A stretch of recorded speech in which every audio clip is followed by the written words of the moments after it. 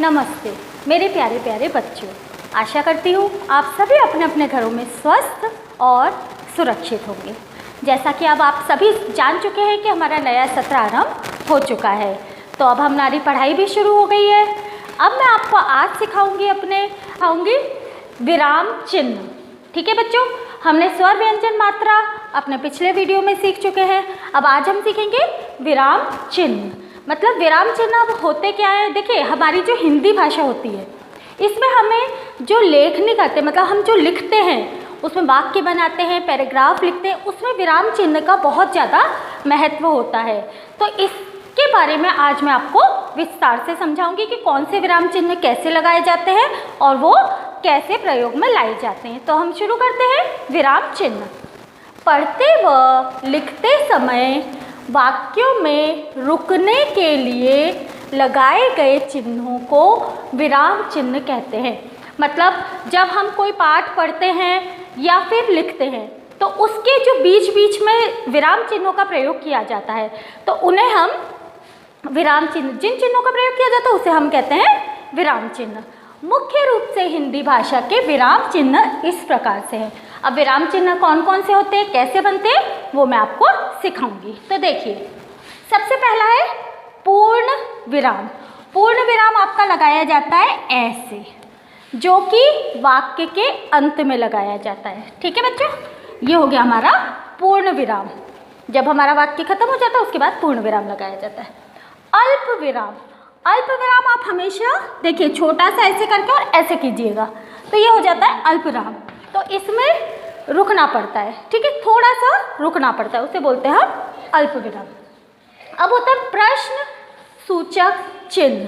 ठीक है बच्चों, तो प्रश्न सूचक के चिन्ह कैसे बनाएंगे, इस तरीके से। ध्यान से देखिए आप, प्रश्न सूचक चिन्ह कैसे बनाया है मैंने। ठीक है बच्चों, जो कि अगर हम कोई भी प्रश्न पूछते हैं या लिखते हैं तो उसके अंत में प्रश्न सूचक चिन्ह लगाया जाता है। ठीक है बच्चों, विस्मयादि बोधक चिन्ह। विस्मय, विस्मय का अर्थ होता है आश्चर्य, दुख, शोक, ये सब चीज़ें होती हैं, इसको बोलते हैं हम विस्मय।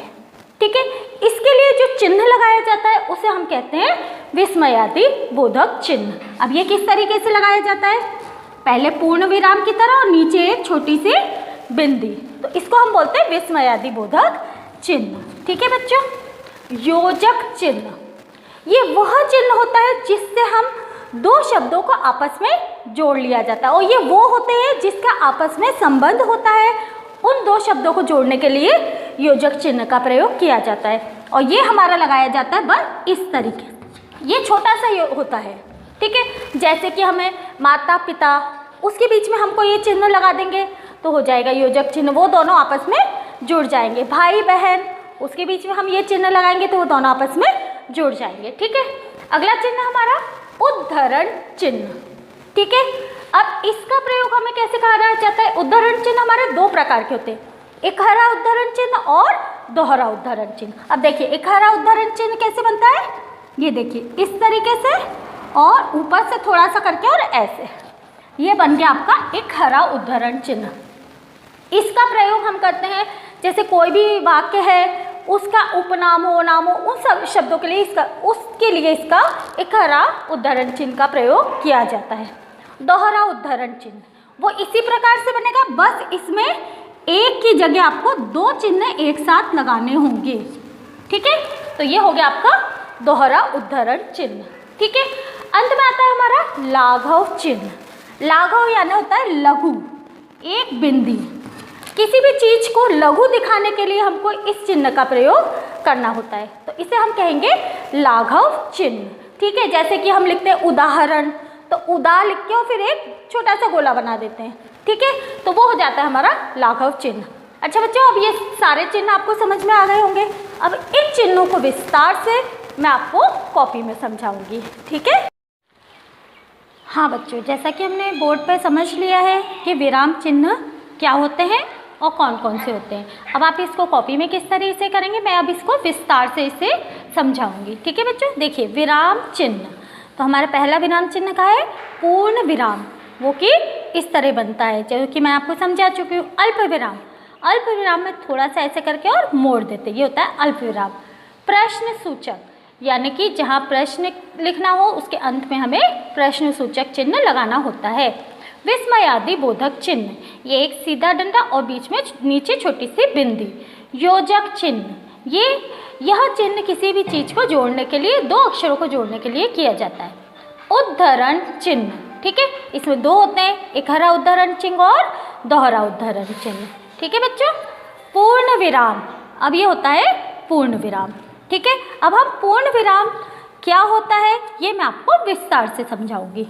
अब देखिए, आप वाक्य पूरा होने पर पूर्ण विराम लगाते हैं, ठीक है। जैसे मेरा नाम राम है, अब ये वाक्य पूरा हो गया, आखिरी में मैंने क्या कर दिया, पूर्ण विराम लगा दिया। दूसरा उदाहरण है सचिन तेंदुलकर मेरा हीरो है, ठीक है, इसके बाद मैं पूर्ण विराम लगा दूंगी, ठीक है। नंबर दूसरा है अल्प विराम, ठीक है। अल्प विराम का अर्थ होता है, देखिए ऐसे कॉमा, पढ़ते या लिखते समय जहाँ थोड़ी देर के लिए रुकते हैं वहाँ अल्प विराम लगाते हैं।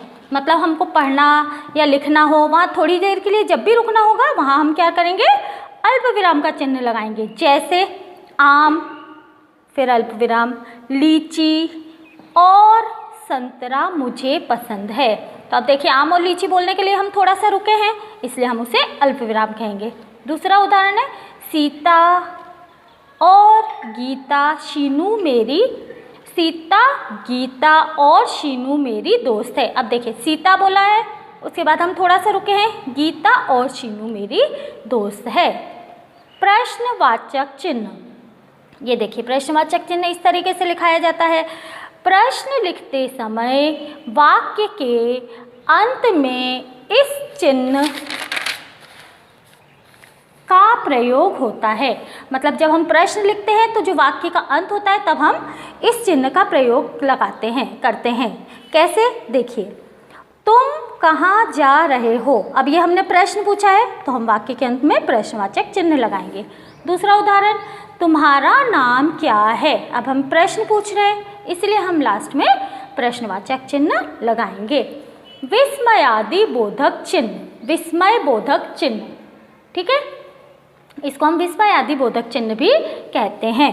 तो जैसे हर्ष, घृणा, शोक और आश्चर्य का भाव दर्शाने वाले वाक्यों में इस चिन्ह का प्रयोग होता है। मतलब जहाँ घृणा होती है ना, शोक होता है, घृणा यानी नफरत है ना, शोक और आश्चर्य, शोक यानी दुख, आश्चर्य, जहाँ भी ये शब्द का प्रयोग करना होगा तो हम इस चिन्ह का प्रयोग करते हैं। जैसे अहा, इसके आगे विस्मयादि बोधक चिन्ह, कितना सुंदर फूल है, ये हमें अच्छा लग रहा है तो हमने अहा कितना सुंदर फूल है। शाबाश, फिर हमको एक चिन्ह लगाना है, तुमने यह बहुत अच्छा किया है, ठीक है, तुमने यह बहुत अच्छा किया। अब पांचवा है हमारा योजक चिन्ह। जैसा कि मैंने बताया, योजक का अर्थ है जोड़, यानी कि इस चिन्ह का प्रयोग शब्दों को जोड़ने के लिए होता है। जैसे माता पिता, ये माता पिता दोनों का आपस में संबंध है, हमने इस शब्द को एक बनाया है तो इसके बीच में योजक चिन्ह लगाएंगे। दूसरा उदाहरण, सुख दुख तो जीवन के दो पहलू हैं, तो अब सुख दुख के बीच में हमने योजक चिन्ह का प्रयोग किया है। उद्धरण चिन्ह, आप देखिए उद्धरण चिन्ह कैसे बनता है, मैंने आपको बताया है बोर्ड पे बनाना, ठीक है। उद्धरण चिन्ह दो प्रकार से प्रयोग में आते हैं। अब कौन कौन से, एक हरे उद्धरण चिन्ह और दोहरे उद्धरण चिन्ह, ठीक है। तो पहले हम करेंगे एक हरे उद्धरण चिन्ह। व्यक्ति, वस्तु या भाव को किसी वाक्य के बीच में दर्शाना हो तो एक हरे उद्धरण चिन्ह का प्रयोग किया जाता है। जैसे सूर्यकांत त्रिपाठी निराला, अब देखिए निराला में हमने उद्धरण चिन्ह का प्रयोग किया है, हिंदी के महान कवि हैं, ठीक है बच्चों। दूसरा है दोहरे उद्धरण चिन्ह। व्यक्ति के कथन को जब उसी के शब्दों में लिखना हो तो दोहरे उद्धरण चिन्ह का प्रयोग किया जाता है। जैसे शास्त्री जी ने कहा, मतलब जो व्यक्ति ने कहा है उसे उसी की जैसा उसने कहा है वैसा के वैसा लिखना है, तो हमें इसका दोहरे उद्धरण चिन्ह का प्रयोग करना होगा। अब जैसे शास्त्री जी ने कहा जय जवान जय किसान, तो हमने जो उन्होंने कहा है उसको दोहरे उद्धरण चिन्ह के बीच में लिख दिया है। अब आखिरी हमारा लाघव चिन्ह, ठीक है। लाघव चिन्ह इस तरह से बनाया जाता है। लाघव चिन्ह का प्रयोग शब्दों को संक्षिप्त रूप में दिखाने के लिए किया जाता है। मतलब शब्दों को संक्षिप्त रूप में, मतलब वो पूरा ना लिख के हमको संक्षिप्त लिख के इस चिन्ह का प्रयोग करके हम संक्षिप्त रूप में लिख सकते हैं। जैसे पंडित के लिए हम प लिखकर उसके आगे इस चिन्ह का प्रयोग कर देंगे तो वो हमारा पूरा पंडित माना जाएगा, ठीक है। जैसे पंडित जवाहरलाल नेहरू बच्चों को बहुत प्यार करते थे, ठीक है बच्चों। समझ में आ गया आपको कि चिन्ह कौन कौन से होते हैं और उन्हें क्यों लगाया जाता है, ठीक है। हाँ बच्चों, आशा करती हूँ आपको ये सारे चिन्ह बहुत अच्छी तरह समझ में आ गए होंगे।